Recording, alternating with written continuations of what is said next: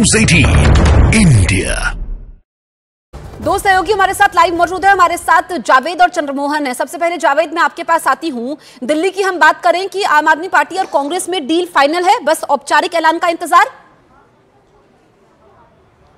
देखिए, औपचारिक ऐलान का इंतजार अब बाकी है। जो दिल्ली को लेकर सस्पेंस बरकरार था, अब वो लगभग खत्म हो चुका है। 4-3 फॉर्मूले के तहत कांग्रेस और आम आदमी पार्टी चुनाव लड़ेंगी। 4 सीटों पर कांग्रेस और 3 सीट पर 4 सीटों पर आम आदमी पार्टी, माफ कीजिएगा, और 3 सीट पर कांग्रेस पार्टी चुनाव लड़ेगी। वो सीट भी न्यूज़ 18 इंडिया लगातार अपने दर्शकों को बता रहा है। ये जो गठबंधन है सिर्फ दिल्ली तक ही सीमित नहीं है, ये गुजरात में भी आम आदमी पार्टी को 2 सीट दी है, भरूच और भावनगर की सीट। इसके अलावा आम आदमी पार्टी हरियाणा में भी 1 सीट पर चुनाव लड़ेगी। दरअसल आम आदमी पार्टी का दावा कई जगहों को लेकर था, उसमें असम भी शामिल था, हरियाणा, गोवा, गुजरात।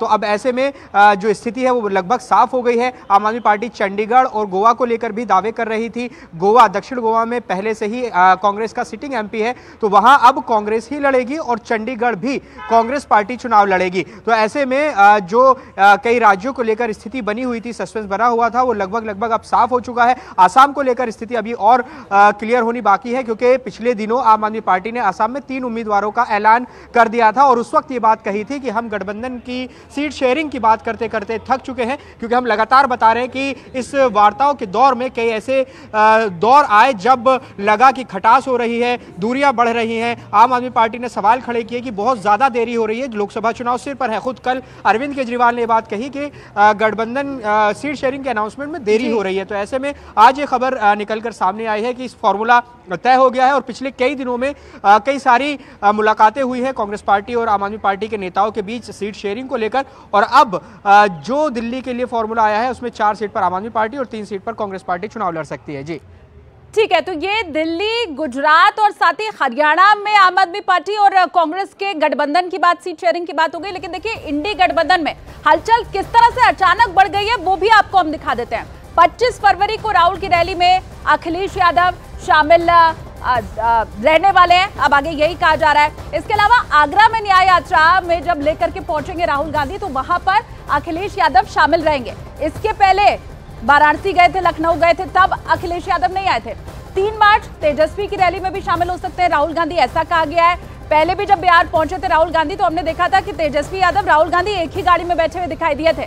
पटना में 3 मार्च को रैली होनी है, आरजेडी की रैली है। 13 या फिर 14 मार्च को मुंबई में राहुल की इस न्याय यात्रा का समापन हो जाएगा। तो अभी कम से कम जो साथी हैं वो आपको उत्तर प्रदेश में भी साथ दिखाई देने वाले हैं, बिहार में भी साथ दिखाई देने वाले हैं, हरियाणा, दिल्ली और गुजरात में तो आम आदमी पार्टी के साथ बात भी हो गई है। हमारे साथ चंद्रमोहन लाइव मौजूद हैं। चंद्रमोहन, हमने पहले देखा था कि ड्राइविंग सीट पर तेजस्वी थे, न्याय यात्रा में राहुल थे, तो क्या 3 मार्च को भी वैसी ही तस्वीर नजर आ सकती है? बिल्कुल, देखिए, पटना के गांधी मैदान में 3 मार्च को महागठबंधन की रैली होने जा रही है और जो जानकारी मिली है उसके मुताबिक उस रैली में राहुल गांधी कांग्रेस की तरफ से शामिल होंगे। लेकिन सीट बंटवारे को लेकर क्या होगा ये अब तक साफ नहीं हो पाया है। कांग्रेस साफ तौर पर यह चाहती है कि यहाँ पर 3 महागठबंधन में पार्टियां बची है, जिसमें एक तरफ आरजेडी है, दूसरी तरफ कांग्रेस है और तीसरी तरफ लेफ्ट है। अगर लेफ्ट को 6 सीट दे भी दिया जाता है या 4 सीट दे दिया जाता है तो भी 36 सीटें बचती हैं और 18-18 दोनों लड़ना चाहते हैं। जबकि लालू यादव के तरफ से जो जानकारी मिली है न्यूज़ 18 इंडिया को, उसके मुताबिक साफ तौर पर यह कहा गया है कांग्रेस 8 सीटों पर चुनाव लड़े और 4 सीटों को लेफ्ट को दे दिया जाए और बाकी सीटों पर आरजेडी अपनी तैयारी कर रही है। लेकिन सबसे बड़ी चुनौती यह है कि क्या इन सीटों पर बात बन पाएगी। अब 3 मार्च को यहां पर पटना के गांधी मैदान में बड़ी रैली होने जा रही है और उस रैली के बाद यह साफ हो पाएगा कि आगे की तस्वीर क्या होती है। क्या वैसे ही संबंध और वैसे ही तस्वीर जैसे सासाराम में तेजस्वी यादव पहुंचे थे राहुल गांधी की यात्रा में, उसी तरह की कुछ तस्वीर सीटों के बंटवारे में भी आएगा या गांधी मैदान की रैली में नजर आएगा, ये देखना होगा। लेकिन सबसे बड़ी चुनौती जो है वो सीट बंटवारे को लेकर अभी भी खड़ा है, क्योंकि अब तक यह साफ नहीं हो पाया है कि कांग्रेस कितनी सीटों पर चुनाव लड़ेगी, लालू यादव उनको कितनी सीटें देते हैं और अपने कितने सीटों पर चुनाव लड़ते हैं। बिल्कुल चंद्रमोहन, ये देखना होगा कि बात बनती है या बनते बनते बिगड़ जाती है। उधर दिल्ली, हरियाणा, गुजरात के साथ साथ उत्तर प्रदेश में भी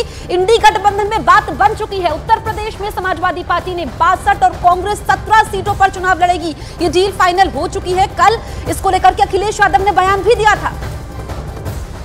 भारतीय राष्ट्रीय कांग्रेस यहां पर उत्तर प्रदेश में 17 सीटों पर चुनाव लड़ेगी और इस गठबंधन के तहत अन्य जो बची हुई 63 सीटें हैं,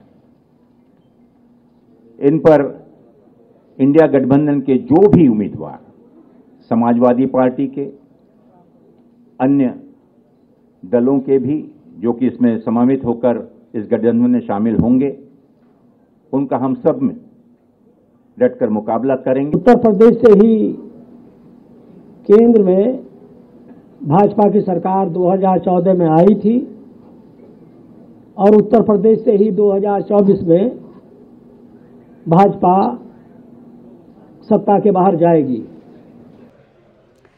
तो ऐसा भी नहीं है कि इंडी गठबंधन में हर जगह बात बन गई हो। चलिए आपको ये दिखाते हैं कि कहां-कहां बात बनी है और कहां-कहां अभी भी मामला जो है वो अटका हुआ है, पेच जो है वो फंसा हुआ है। देखिए उत्तर प्रदेश की सबसे पहले बात कर लेते हैं। कांग्रेस और समाजवादी पार्टी में यहाँ पर बात बन गई है। हालांकि इसके पहले जब न्याय यात्रा लेकर पहुंचे थे राहुल गांधी उत्तर प्रदेश में, तो यही कहा जा रहा था अखिलेश नाराज है, वो शामिल भी नहीं हुए थे।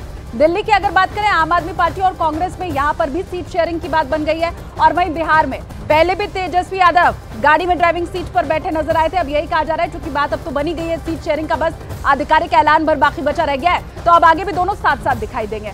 बंगाल टीएमसी नहीं झुकी, उसका कहना है बीजेपी को हराने की कुव्वत अकेले हमारे अंदर है और इसीलिए यहाँ पर दोनों की राहें अलग अलग अब भी दिखाई दे रही हैं। पंजाब, यहाँ भी आम आदमी पार्टी साथ नहीं लड़ेगी, मतलब दिल्ली में तो दोनों साथ होंगे लेकिन पंजाब में अलग अलग दिखाई देने वाले हैं। जम्मू कश्मीर में भी मामला अटका हुआ है, एनसी और कांग्रेस के बीच में यहाँ भी बात नहीं बनी है।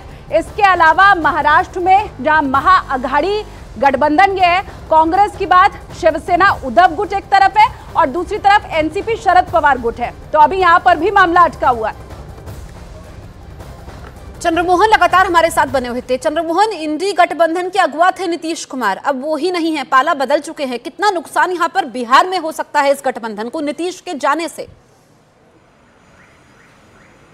बिल्कुल, देखिए महागठबंधन अपने तरीके से तैयारी कर रही है, लेकिन महागठबंधन की जो एक गठबंधन कांग्रेस के साथ है, उनका सिर्फ बिहार में 1 सीट है और एनडीए के पास अभी 39 सीटें हैं। तो इतनी आसान राहें नहीं होगी कि महागठबंधन के लोग भले ही अपने साथ गठबंधन कर लें, तमाम पार्टियों को जोड़ने की कोशिश कर लें, लेकिन सीटें कितना जीत कर लाते हैं ये सबसे महत्वपूर्ण होगा। और जो अभी समीकरण सामने आ रहे हैं उसमें जिस तरह से नरेंद्र मोदी की लहर चल रही है और जब राम मंदिर का उद्घाटन हुआ था उसके बाद से ही लगातार ये कहा जा रहा है कि महागठबंधन के लिए उतनी राहें आसान नहीं होगी और शायद यही वजह है कि नीतीश कुमार ने पहले ही हवा देख लिया था और यही वजह है कि उन्होंने महागठबंधन का साथ छोड़ दिया जिसने महागठबंधन की नींव रखी।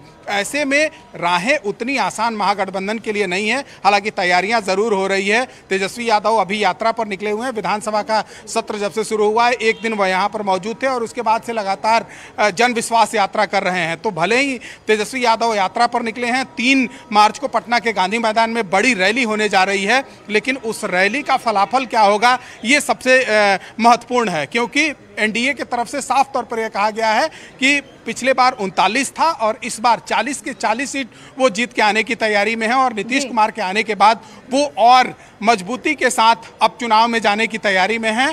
तो महागठबंधन अपने तरफ से तैयारियां कर रही हैं और एनडीए अपने तरफ से तैयारियां कर रही हैं। जब चुनाव होगा उसके बाद यह तय होगा कि कौन किस पर कितना भारी पड़ता है।